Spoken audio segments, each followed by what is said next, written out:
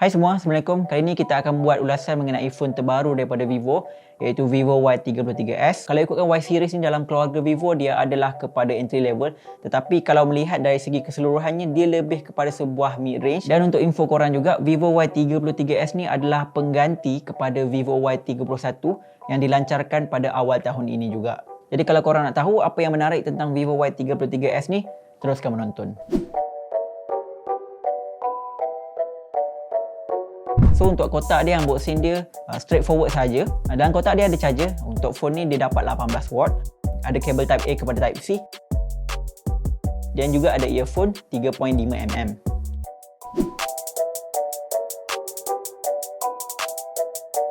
Jadi fokus Vivo untuk Y33s yang terbaru ni ada dua yang utama, iaitu 50MP main kamera dan juga memfokuskan kepada rekaan yang slim dan tak berat. Jadi phone ni datang dengan rekaan kesemua plastik, frame tepi plastik, bahagian panel belakang pun plastik. Dekat bahagian hujung bahagian sisi ni menghampiri kepada frame phone ni, dia ada curve sikit tapi taklah sedramatik glass 3D. Untuk bahagian belakang modul kamera ni, dia macam mengikuti kepada rekaan abang dia, iaitu Vivo X60 Pro dengan rekaan yang lebih kurang. Jadi untuk phone ni ada dua pilihan warna yang boleh korang pilih, iaitu Midday Dream dan juga Mirror Black.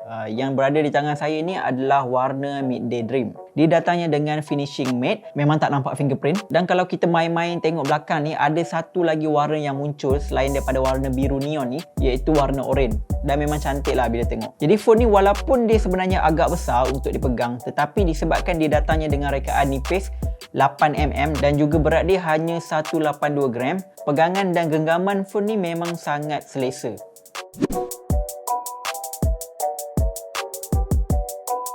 Untuk display dia datangnya dengan 6.58 inci Full HD Plus LCD. Untuk bahagian bawah ni kita akan nampaklah ada bezel yang sedikit tebal. Dan untuk panel yang diletakkan oleh Vivo ni, sebagai sebuah LCD, warna dia masih lagi okey, tapi tidaklah sebagus macam AMOLED. Cuma kecerahan untuk panel ni dia agak rendah sikit, jadi sedikit bermasalah bila nak tengok bawah cahaya matahari. Dan lagi satu, Vivo masih menggunakan panel 60Hz, dan untuk sebuah phone yang tidaklah mahal, kita tak expect pun untuk Vivo meletakkan 90Hz dekat sini. It is what it is. Untuk prestasi, Vivo Y33s ni dia menggunakan chip daripada MediaTek Helio G80 dengan 8GB RAM dan juga 4GB extended RAM, virtual RAM serta 128GB storage. Untuk sebuah lower mid range, prestasi dia adalah mencukupi, tetapi kalau kita buat perbandingan, dia punya performa ni lebih kurang kepada entry level Xiaomi, macam contohnya Realme 8 atau Redmi 10. Kalau korang main game, contohnya dalam PUBG Mobile, setting grafik adalah Smooth Ultra dan juga HD High. Untuk bahagian storage, Vivo Y33s ni rasanya dia menggunakan storage daripada jenis eMMC. Sebab kalau kita buat benchmark, dia dapat dalam sekitar 300MB per second, yang mana kurang logik kalau itu adalah storage daripada UFS. Jadi speaker yang diletakkan hanyalah sekadar mono speaker saja pada bahagian bawah ni, dan bunyi yang keluar daripada speaker ni hanyalah biasa-biasa sahaja. Kalau buka kuat ada bunyi noise dan ada distortion yang akan ikut sekali. Untuk sistem operasi yang digunakan adalah datangnya daripada Vantage OS 11.1. Rupa dia simple dan nak guna tu tak berat pun. Tetapi dari segi customization tu tak berapa banyak sangat. Macam contohnya kalau kita bandingkan dengan Oppo punya ColorOS, dia adalah beberapa sikit, macam contohnya animation untuk unlock phone, untuk face unlock, untuk charging animation. Selain daripada itu, memang tak banyak benda untuk diubah sesuai. Dan ada segelintir apps yang dah pre-install bila kita boot up phone ni pada mula-mulanya. Dan Vivo pun ada app store sendiri yang mana fungsi dia sama je macam Play Store, boleh download apps dari situ. Dan juga ada game store sendiri, Game Center. Kiranya kat sini ada dua apps yang berfungsi lebih kurang sama. Tak sure kenapa Vivo tak satukan dua-dua apps tu dalam satu app saja. Kemudiannya bila korang buka untuk main game, ada Ultra Game Mode, iaitu sebagai pembantu software ketika main game. Cara nak turn on dia senang je, swipe je dekat belah tepi ni. Dan kat sini korang boleh lah block notification ke, nak reject call ke, ada e-sport mode, ada voice changer dan banyak lagi lah. Secara jujurnya saya rasa macam Vantage OS ni dia agak asas juga, tetapi kadang-kadang ada rasa macam bland, kosong tu tau. Untuk info korang, Vivo pada hujung tahun lepas diorang ada umum antara muka yang terbaru, iaitu Origin OS. Dan Origin OS ni dia lagi menarik dengan rupa yang baru, design yang baru, fokus kepada animation. Tapi itulah masalahnya, walaupun Origin OS ni dah diumumkan agak lama juga, masih lagi ada phone daripada Vivo yang menjalankan Vantage OS. Jadi untuk Vivo Y33s ni, sama ada dia akan mendapat update untuk Origin OS tu, Tapi kalau ada pun upgrade, of course lah dia akan bagi kepada phone yang lagi mahal, macam contohnya kepada Vivo X60, Vivo X50. Untuk yang Y33s ni, kelas mid range entry level ni, nampak macam masa depan dia masih lagi dengan Vantage OS. Mungkin. Untuk pilihan keselamatan biometrik, korang ada dua, iaitu pengimbas cap jari pada bahagian kanan dan juga face unlock melalui kamera hadapan dia. Kat sini dua-dua berfungsi dengan baik dan juga pantas.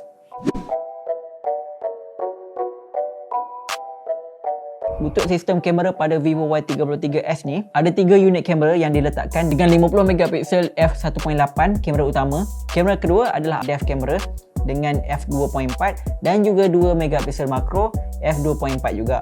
Okey, untuk 50MP main kamera dia ni, dia adalah satu upgrade yang besar berbanding Y31 sebelum ni, dan ini adalah antara highlight utama untuk phone Vivo Y33s ni. So menggunakan kamera 50MP ni, korang still lagi boleh mendapatkan gambar yang cantik, terutamanya bila lighting ataupun cahaya tu mencukupi. So secara default, gambar yang dia ambil daripada main kamera dia ni adalah 12MP.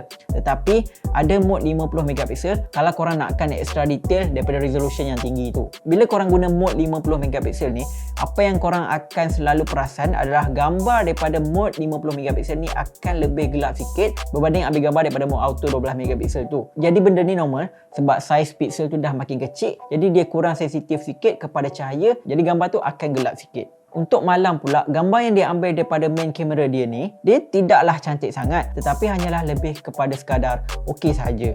Noise dia memang nampaklah ketara, disebabkan dia hanyalah sekadar phone yang lebih mampu milik daripada sebuah phone flagship. Jadi image processing yang digunakan tu tidaklah melampau sangat, dia sekadar biasa-biasa sahaja. So untuk selfie pula, 16MP, korang akan dapat ambil gambar dengan detail yang tinggi, tetapi kadang-kadang tu dia adalah sikit masalah overexpose bila ada backlit ataupun cahaya tu dia terlampau terang sangat. Jadi selain mode portrait yang biasa kita ambil, ada juga mode portrait dengan efek khas.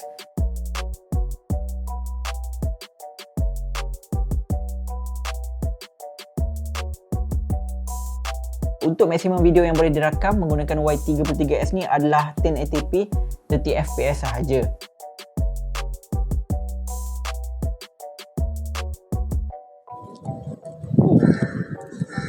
Hancur terus dia punya belakang.